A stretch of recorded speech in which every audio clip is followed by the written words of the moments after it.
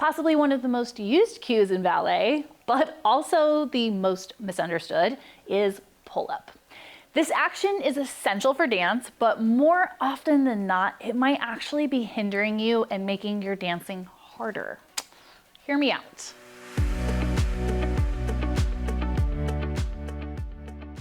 Pull-up is that cue that when used well, it absolutely creates space in the hips, engages the abdominals for support, and makes transferring weight a lot easier.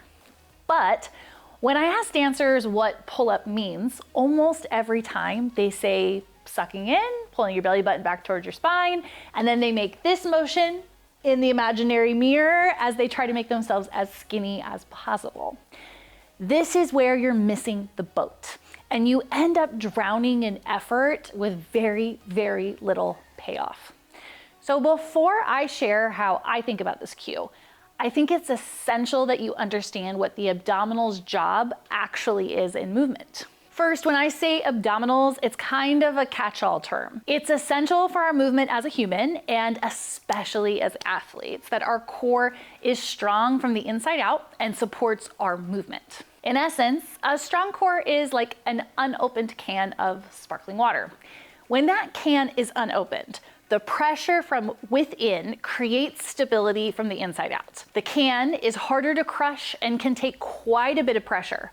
But as soon as we lose that internal pressure and it opens, the outside structure becomes easy to crumble and break. Your core is so much more than the abdominal muscles that you see in the front. The support system runs through the whole torso, from the shoulders all the way down to the hips, and it includes our breath. This is what we call intra-abdominal pressure, and it really is a whole nother video.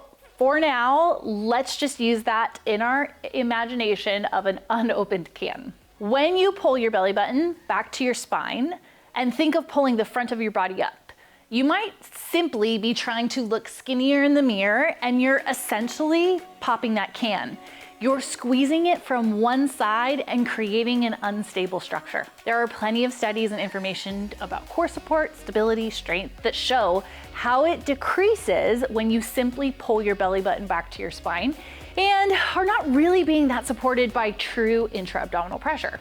So coming back to ballet class, if you're imagining pulling your front of your body up, dragging your belly button back to your spine, or just simply trying to create an aesthetic of looking skinnier, you don't actually have the support that ballet requires. A truly supported pull-up does take conditioning, just like anything else. Good cross training can get you there so much faster than trying to just force it in ballet class. But I want to give you a moment to hear how I use this cue of pull-up, because understanding what we're actually trying to accomplish with a cue and taking the time to feel it will allow you to make the shorthand of pull-up very effective. So let me take you through my process of the cue pull-up, or I now call it harness hips. Harness hips because of the cue that I'm using, but also because sometimes we just need to understand what we're trying to do in a different term. Sometimes you've heard pull-up so many times in your life that, I mean, it becomes vanilla. You don't even know what you're doing because you've heard it so many times. So sometimes what will happen is, as a dancer is working with me and they start to understand this a little differently in their body, we'll say, okay, great, now that you have that, every time you hear pull up, you're gonna think harness hips, or whatever cue we come up that works for them. So this is something that when you do it well and you hear your teacher say pull up, you can try this and they're gonna say, exactly, that's exactly what we were talking about. So it's not that we aren't doing what they're asking, it's that you now understand what your body needs to do, and you've maybe attached a different word to it to help you paint a picture that creates a change in your body. If you had a harness on your hips, and it was connected to the ceiling. I imagine this being like the kids on those trampolines that have the harness, they're floating in the air and their legs are just trying to reach for the floor. So that's where the image and feeling is starting from.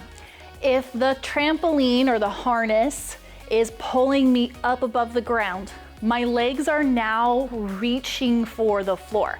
So it's not just me pulling up, there's also the opposition of reaching down or pushing down.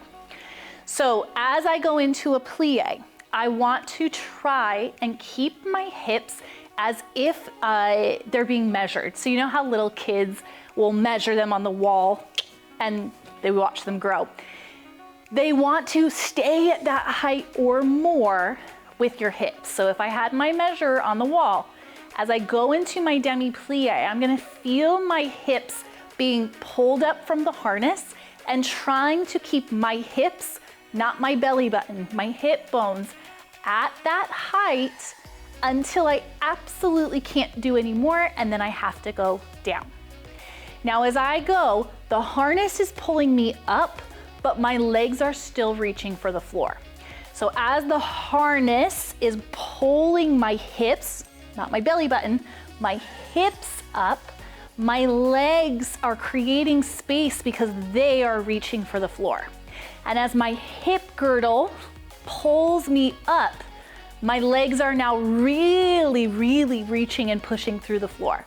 So I have this floating pelvis and this like daggers or reaching energy going down through the legs. Floating pelvis, reaching legs.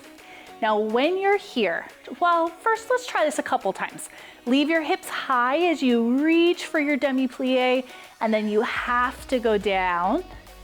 Push the floor through the ground. Feel the harness pull your hips up higher, hip girdle, hip bones. Create the space and then push the floor to go up. Now as you're up here with this harness hip, with this feeling, you feel the space inside of your body, not on the outside. I think that's a really big difference here. You could try pulling your belly button back to your spine. Go ahead and do that.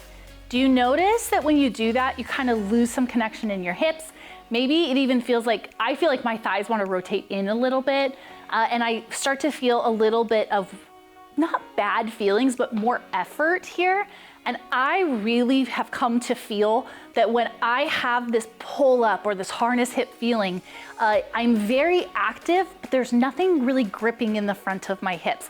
I am not tipping my hips so much that I feel effort here.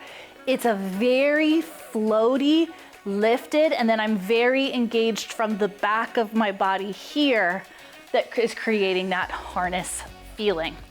So harness hips can be used anytime you would think pull up, which is pretty much at a transfer of weight or in between a movement. Transferring weight from like a tendu to fifth would be a moment where your teacher would say pull up in fifth, or as we did like a tendu, if you went tendu, you don't want to, right? They would say pull up and then keep that pull up. So if you now think of your harness hips as I plie, and then as I transfer my weight, now all of this is pulled up and it's not just coming from here. Taking time like this to really understand a cue and feel something different in your body can be a total game changer for the effectiveness of your work and what you're actually trying to put your effort into class. Work smarter, not harder. If this was helpful, first of all, give it a quick like. Make sure you subscribe so you get all of my tips, exercises, and workouts that are for your dance training. And please check out the special gift below. If you've made it to this point in the video, you're obviously serious about making changes in your dancing, and this gift will absolutely help. I'll see you next time.